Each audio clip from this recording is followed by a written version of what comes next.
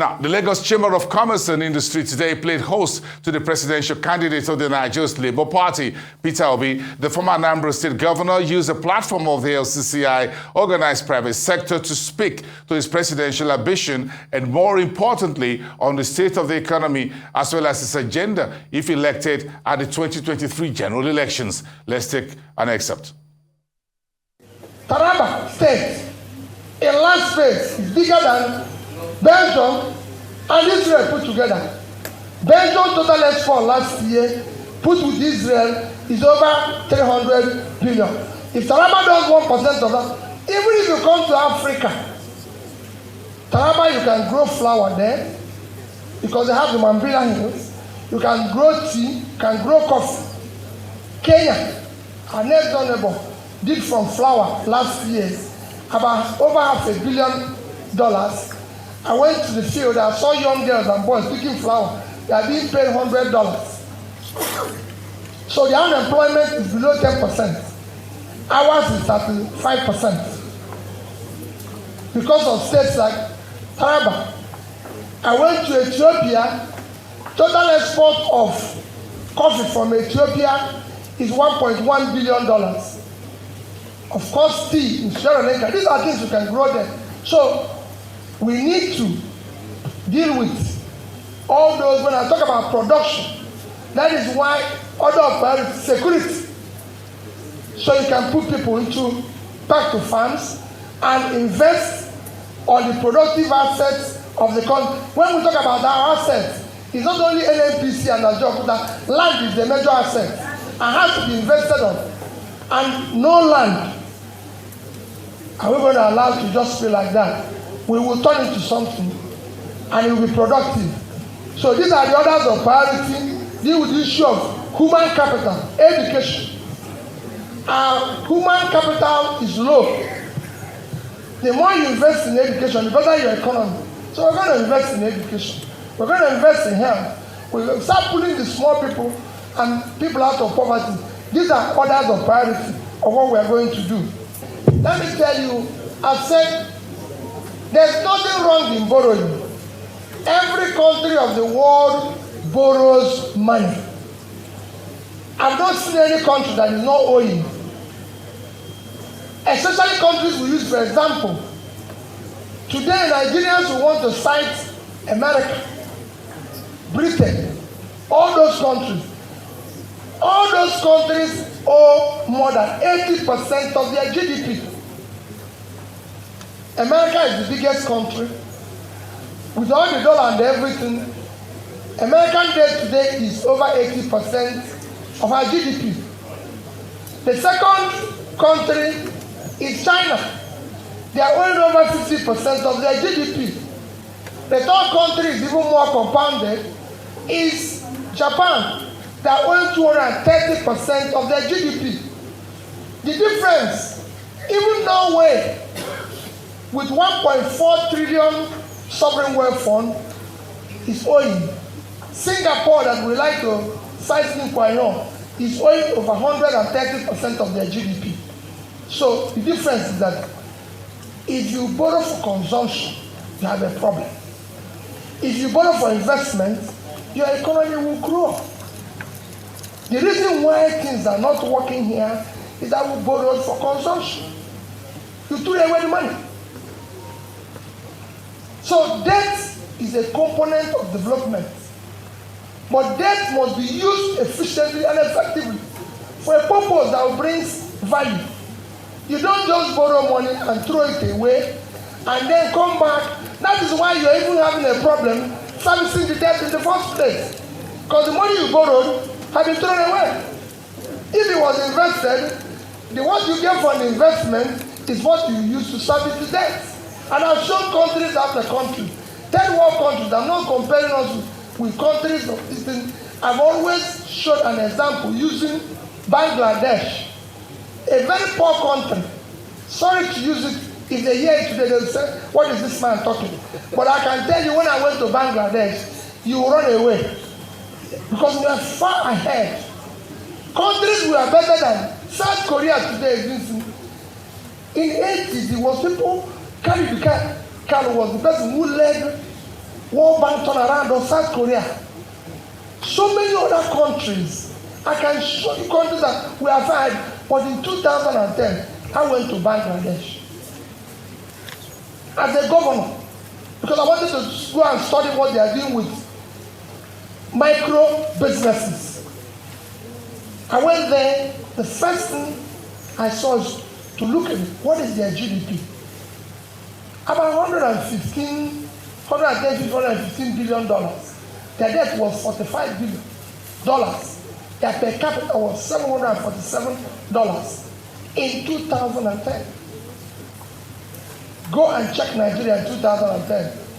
Our GDP was 375, our per capita was $225.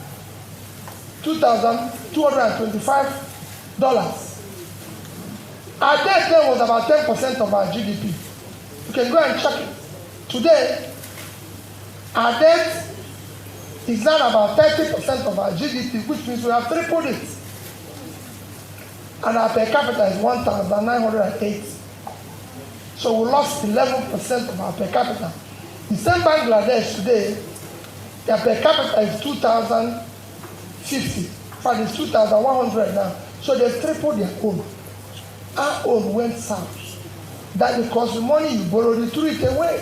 Their GDP has grown to 300 and something. Their debt have also increased by 3 times what it was then, but they have invested it. It is what you use the money to do that makes the difference. There's nothing wrong in borrowing. We will, first is that under my watch, we will borrow for investment. We are not going to borrow for consumption. And there are things you can do, which is what my sister is doing, cut the cost of governance, remove physical recklessness.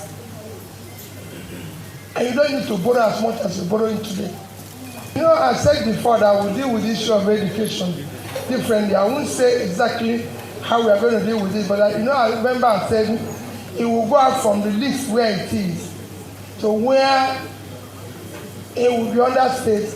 We are going to do things differently, where we will ensure that what we are going through now, in terms of university timetable, does not occur.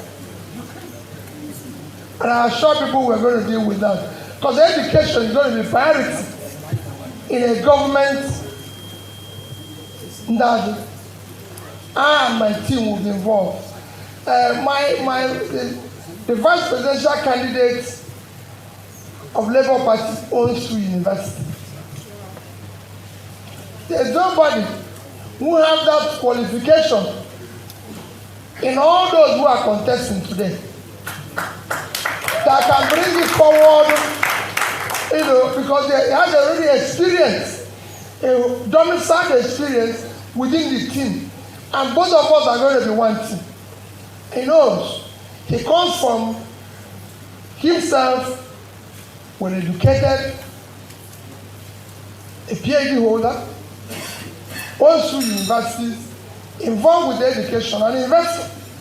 So the rest assured we're going to deal with all these issues and how to handle it better. On role of women, again I will refer people to go to my last involvement in governance in Anambra State.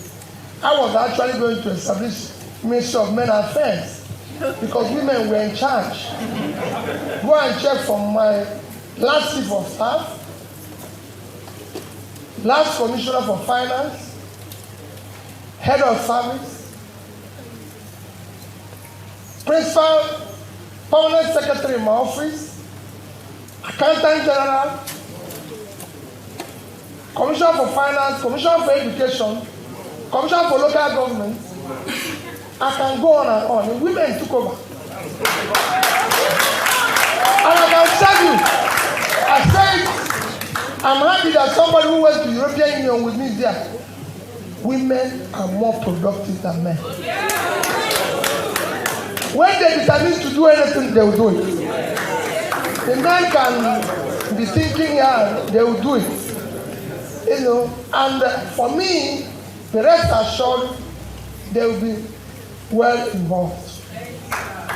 It is I said to my speech that all those unconsulted areas will The women, the youth, the vulnerable will be involved. This is their government. I am going to lead a government of the poor, a government of Nigerians. This government will be for Nigerians, by Nigerians. It's not going to be government of elite, organized elite conspiracy and criminality. No. That's why we're trying to destroy their structure. That structure that kept us where we are. So, that's it. I think there's one remaining. The ports. Let me tell you about the ports. I'm a trader. Don't go to that area. I know what to do with the ports. I'm a trader. Yes, I'm a trader. I'm part of it. The president knows now. I'm a trader. I assure you that I'll make sure that dealing with trade and importation and export will be seamless. Remember, I'm trying to drive exports. That's what we're doing. Mr. President, let me most sincerely thank you again and your team for inviting me. The reason why I said I want it to be interactive is that I want the people to listen to me and take notes.